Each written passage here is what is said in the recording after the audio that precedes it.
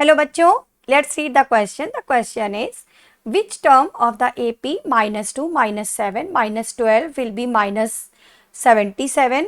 Find the sum of this AP up to term -77.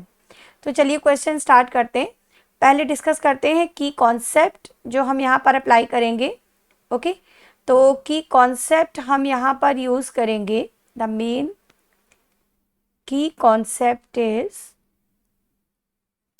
यहाँ पर इस क्वेश्चन करने के लिए सबसे पहले तो हमें फॉर्मूला पता होना चाहिए nth टर्म ऑफ AP का. ओके सो nth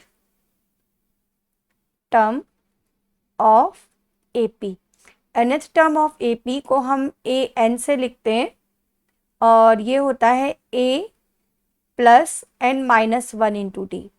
और दूसरा formula sum of n terms of AP, sum of n terms of AP, इसे हम लिखते हैं Sn से और ये होता है n/2 a plus l.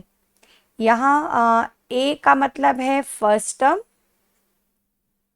Okay l हो गया लास्ट टर्म,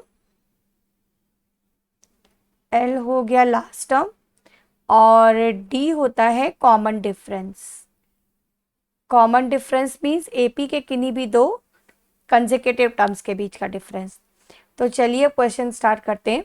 सबसे पहले तो AP का कौन सा टर्म -77 होगा ये बोला इन्होंने.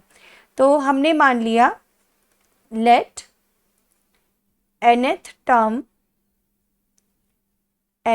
Term of AP is -77 means an हो गया -77. राइट, फर्स्ट टर्म हम देख सकते हैं -2 है.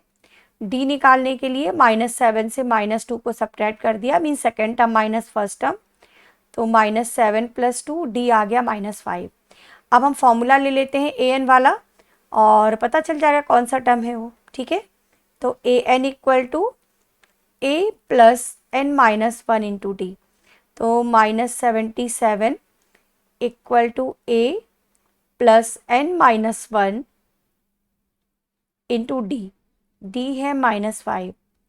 तो -77 + 2 equal to n minus 1 into -5. ये हो जाएगा -75 equal to n minus 1 into -5.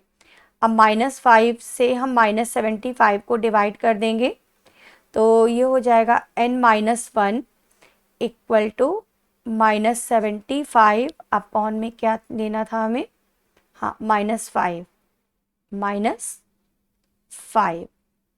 तो n माइनस 1 हो गया, डिवाइड करने के बाद आ जाएगा 15. तो n इक्वल टू 15 + 1 16. तो कितने टर्म्स हो गए AP के अंदर, मतलब ये जो हमारा -77 था ये 16 टर्म हो गया. ओके तो n की वैल्यू 16 आ गई.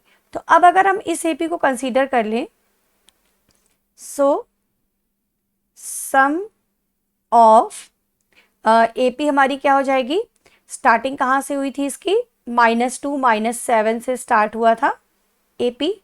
ठीक है, -2 -7 और ऐसे होते होते ये लास्ट में जो 16th टर्म हमारा क्या हो गया -77.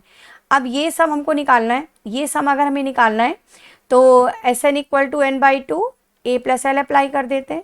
n/2 a plus l apply कर देते हैं. तो n हो गया 16/2, a हो गया -2 और l के प्लेस पर -77.